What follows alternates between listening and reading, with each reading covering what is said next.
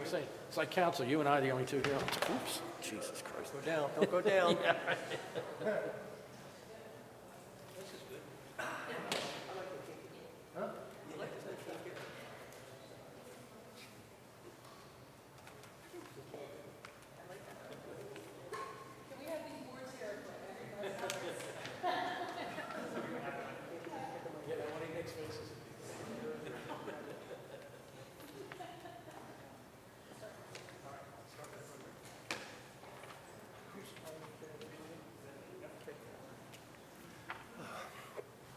Good afternoon, everyone.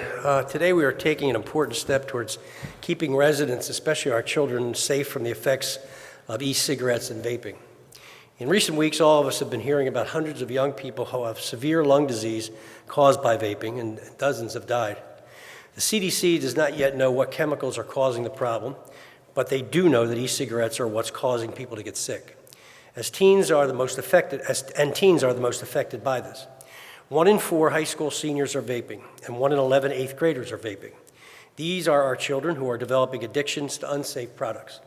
The FDA should have regulated e-cigarettes years ago, but they haven't done anything. They don't even know what ingredients are in these products. Because the FDA is not acting, states and cities across the country are stepping in to protect young people from e-cigarettes. Many are prohibiting flavorings. Some are banning the sale of e-cigarettes entirely. Here in Philadelphia, we must act to protect our children also. Today, we're announcing that we will send a bill to City Council to restrict the sale of e-cigarettes. It includes e-cigarettes that are flavored and have very high levels of nicotine. Kids are drawn to use e-cigarettes by their fruit, candy, and mint flavors. Then they get hooked by the high levels of nicotine.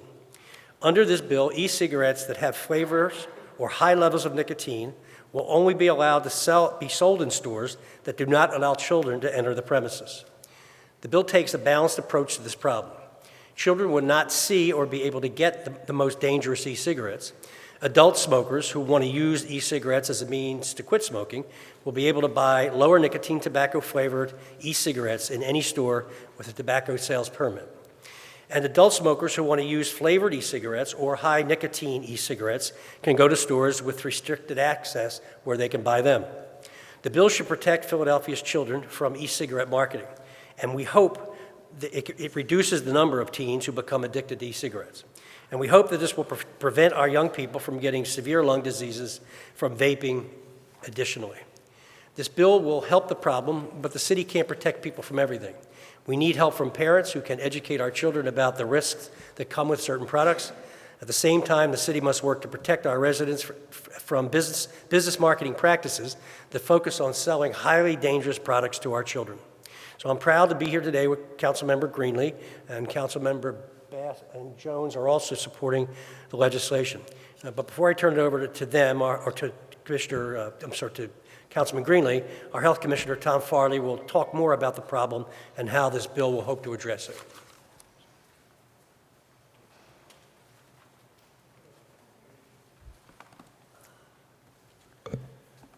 Thank you very much. First, I want to talk a little more about the epidemic of serious lung disease that's caused by e-cigarettes that's happening across the country.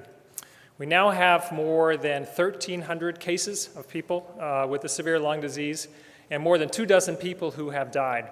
And those numbers keep being updated. They are rising quickly. This is happening in young people. 80% of the people who have this severe lung disease are under the age of 35, and 15% are under the age of 18. Many vaped products that contained THC, which is the active ingredient in marijuana, but no one product is clearly the cause, and there were about 1/4 people who did not say that they used a THC-containing product. Now, this epidemic of vaping-associated lung disease is occurring with a backdrop of a stunning increase in e-cigarette use in teens across the country. E-cigarette use in teenagers across the country was going down, but between 2017 and 2019, it doubled to where now more than 25% of 12th graders are vaping. These teens are not smokers trying to quit.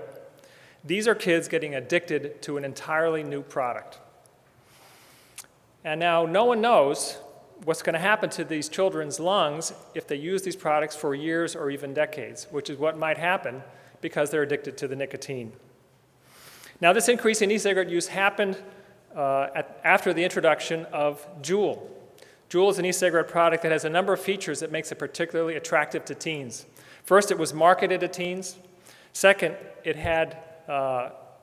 did not create a plume, so it was easier for teens to use it and not be noticed that they were using it, including using it in schools.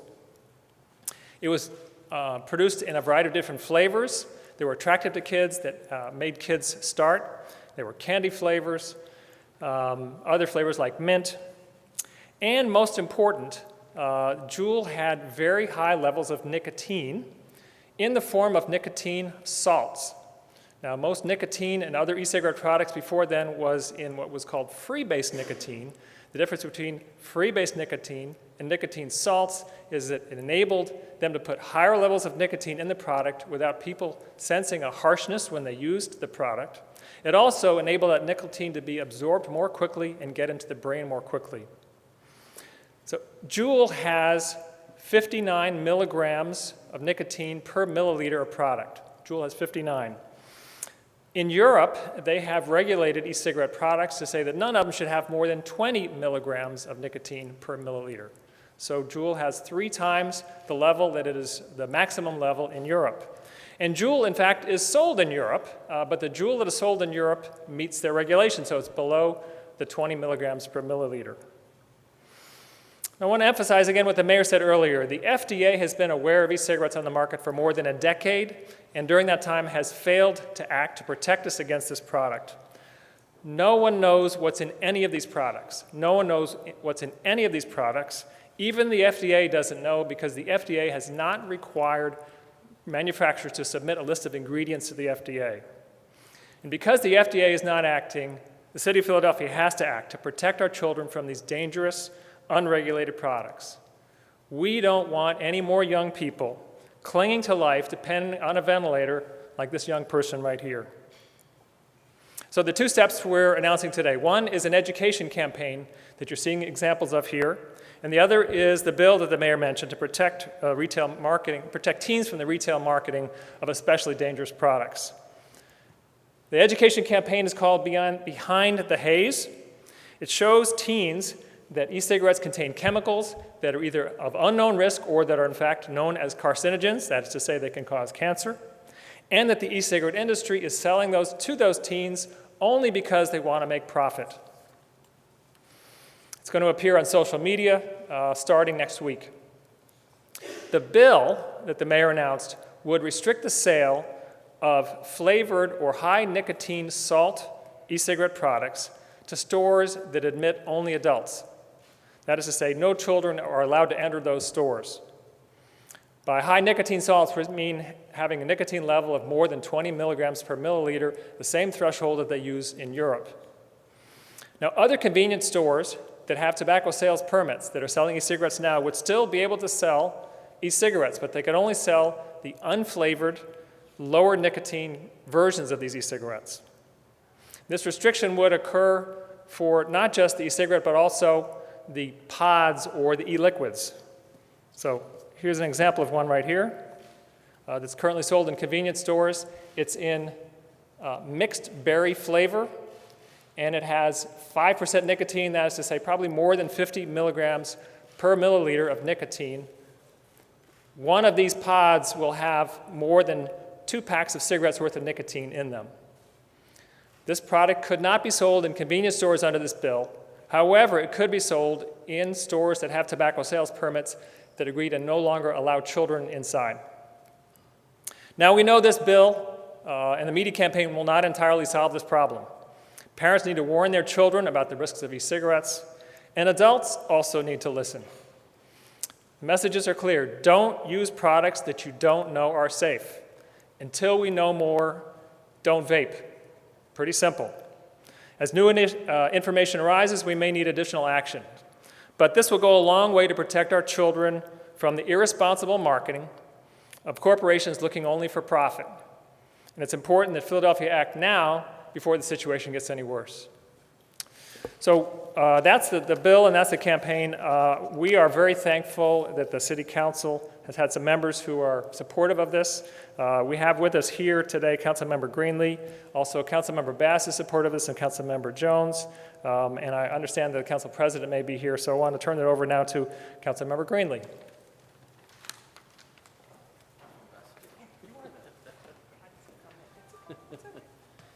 Good afternoon.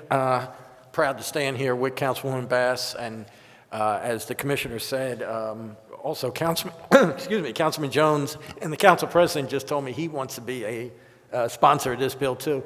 I think what's clear when there's a problem with our citizens, in this case a very serious problem, government needs to stand up and do something. And this bill, I think, addresses a lot of the problem we have here. And if we don't think we have a problem, there's the problem right there. There's the problem right there. That kids are vaping and dying, as the media has portrayed, and it's not going to get any better unless we step in. So I'm proud to stand here with the councilwoman and with other members. I think that the list of council members that support this bill is going to grow very quickly. And I congratulate the mayor, Commissioner Farley, and the whole administration for stepping up. It's an important issue. Councilwoman? Thank you. Well, I just want to echo my colleagues' sentiments. And, one of the things that I hear often about e-cigarettes is folks saying, well, if it must be safe. They wouldn't sell it. They wouldn't allow it to be sold if it wasn't safe, if it wasn't okay. Well, I think that these pictures and the news that we receive right now on a daily basis, it seems, that show us that these products are not safe. They should not be sold. People should not use them. And so I'm looking forward to supporting my colleague and the mayor and the health department on this bill, and really spreading the word here in the city of Philadelphia and beyond, because, this shouldn't happen. This should not be happening, and these products really just should not be sold. Thank you.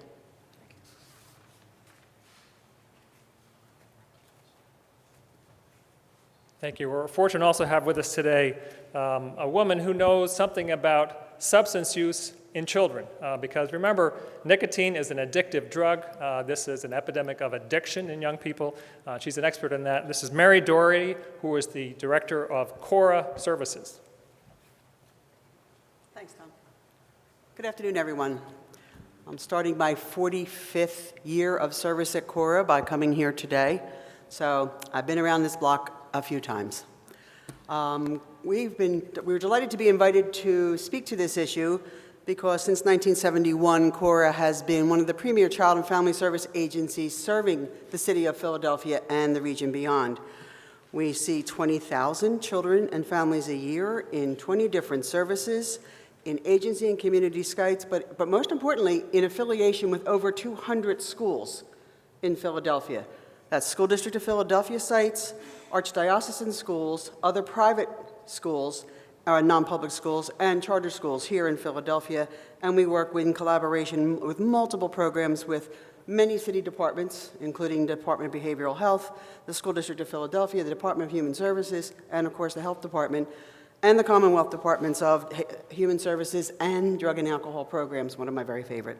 We also work with private foundations who have an interest in seeing that children and families remain safe and healthy in Philadelphia and beyond. So what are we seeing that supports what you've already heard? I don't need to review the science because they did it. I don't need to review the stats because they did it. But what I can tell you is that what we're seeing, especially through our student assistance program in 110 schools across the city, is a huge uptick in vaping-related issues that are primary reasons for referral to our behavioral health and referral assessment service.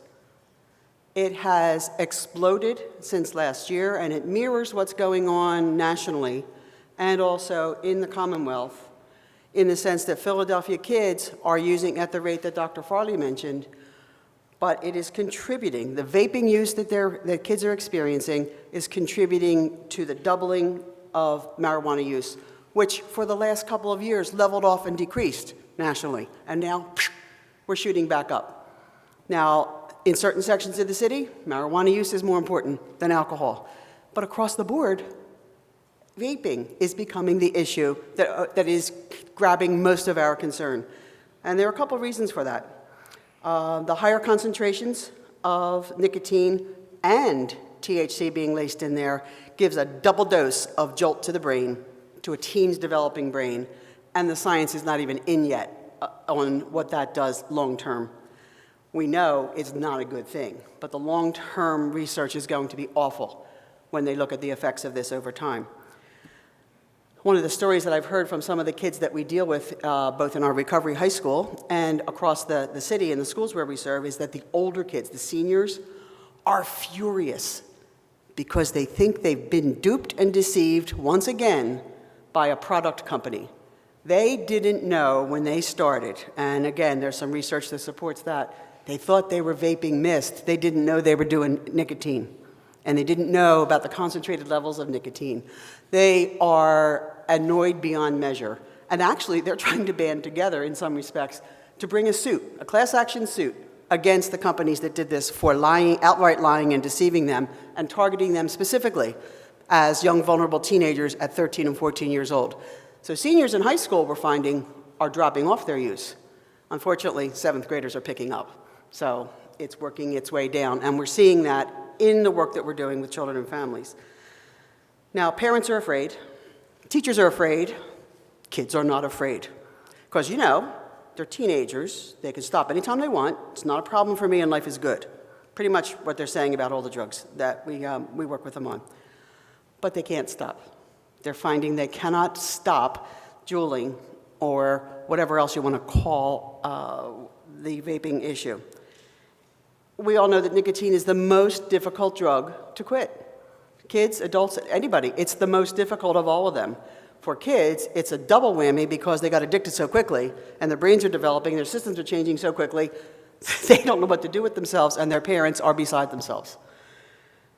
The other problem is that as a provider, I don't have the resources to help them to the degree that we have in other ways. Many people don't even know how to screen yet for vaping. What does it look like? What are the symptoms? What can we do? And we do not have resources as providers to be able to make referrals or do something to the degree we need to once we determine that that is the issue and people are looking for assistance. So I'm hoping that maybe that's one thing they could add to the bill, would be some resources beyond the education for intervening with kids who have become addicted and need some additional help to stop. Schools have a problem because this problem's developing faster than their policy can. What we're seeing now are kids who are being suspended and expelled for vaping when they would not be suspended or expelled for smoking combustible cigarettes or using smokeless tobacco. So schools are confused. It's happening too quickly, and schools need guidance and training as much as a provider of service needs guidance and training. So why are we so concerned about this? Well, besides the obvious health risks and the health issues there and the substance use exposure issue, because as the doctor reiterated, this is a drug. Nicotine is a drug, and all the other junk they're putting in there mostly contain other drugs. So we are concerned that the permissive sales to young people is just another example of the eroding protections for youth against personal, community, and environmental factors that have long-term negative consequences and effects on their growth and development and their lifelong health and wellness. That's science. We know that. We know risk factors. We know protective factors. This is not a protective factor. This is yet another risk factor to allow this vaping. So this bill hopefully comes in and it goes after that. Another example is the lightening of norms and attitudes that have they've influenced what you were allowed and not allowed to do as a kid. You know, it might be legal for you to do it, but it wasn't a good idea to do it. So community norms and family norms and school norms and personal norms had a positive impact on those negative kind of behaviors and risks. Well, that's lightening up. And as I said, I'm 45 years at Cora, so I used to hear, well, at least it's not beer. Or at least just beer, it's not pot. Or at least it's not drugs. And the one that's making my ears bleed now is, well, at least they're not really smoking, because that would be really unhealthy for them. Deep breath.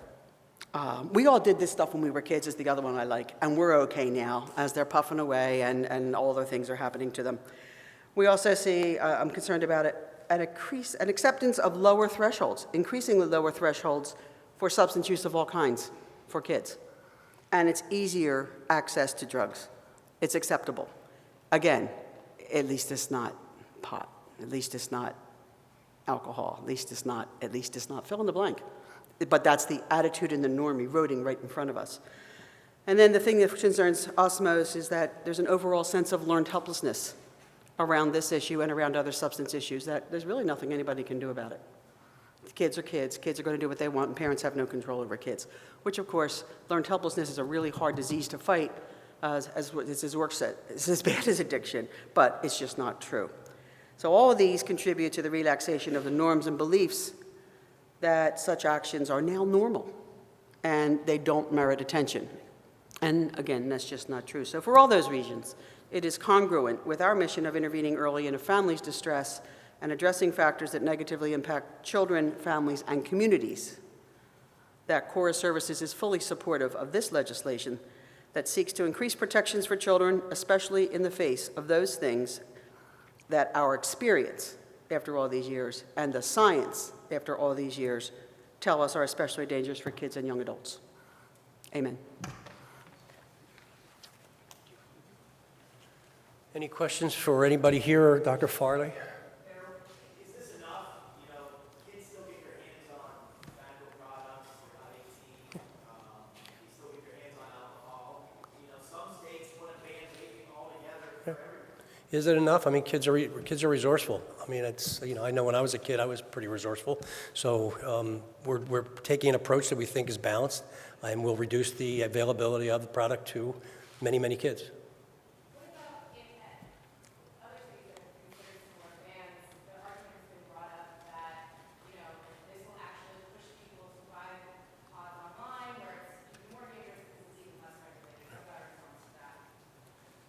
I think, and you know, there may be some cases for adult smokers who are trying to quit that there is some value to e-cigarettes. So that's why this is a balanced bill. It means that the e-cigarette products that are less dangerous would still be available in convenience stores, and the other versions would be available in these specialized shops that allow adults only. It's tough to come up with any policy that's going to meet the goals here, but that is the balance we're trying to strike. And also, this bill will not solve every one of these problems. We still need a lot of education to do.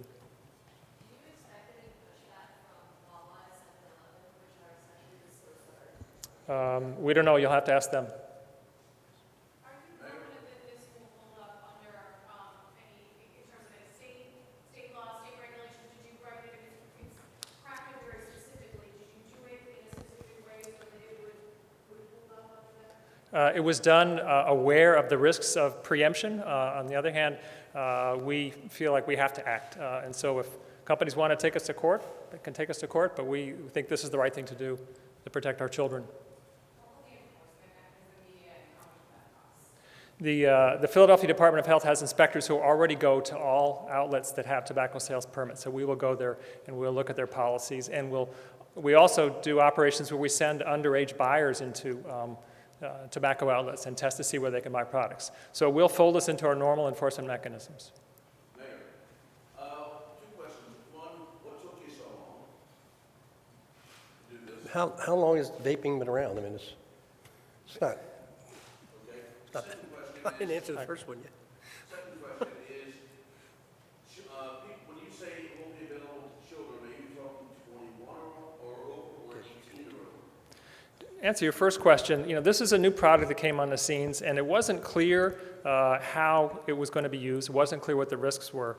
And I'm hesitant to put in place a policy until we have some sense of risks versus benefits. With this epidemic now, we are compelled to act. So this is what really decided that we needed to act now. And the second question was, I've already forgotten. Oh, so the way that the bill is written is that people who cannot buy combustible tobacco products could not enter the store. So currently that is 18. However, in the future, if the state raises the legal sales age for tobacco products to 21, then it would raise to 21.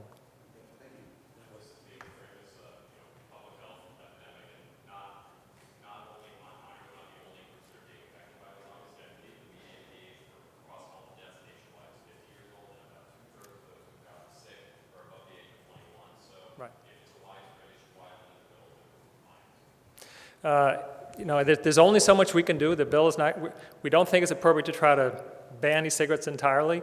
I don't know of any precedent for having an age limit that's higher than that. This is going to at least prevent the 25% of teenagers, of high school seniors who are underage, from being able to buy this at any convenience store. And then from the rest of that, we're going to have to hope that the FDA will act to regulate these products to make them safer, and that everyone will be educated about these risks.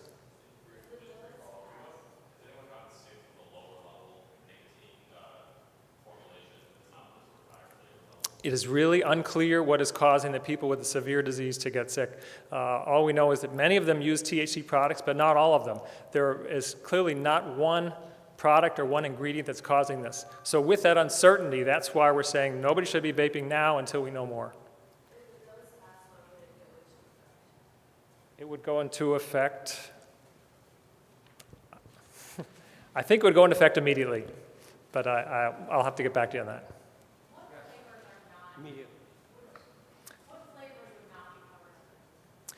Tobacco flavor, that's it. Those would be considered flavored as well. Those could only be purchased in the adult-only stores.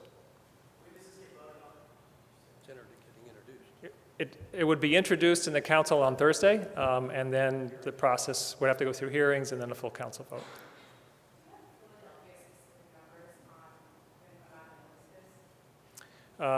Approximately 12 reported so far, but I will get more specific numbers to you soon. And I should point out, these numbers are rising quickly and they're updating every week, so whatever we say now will be different in a few days. Okay. Thank you. Thank you all very much.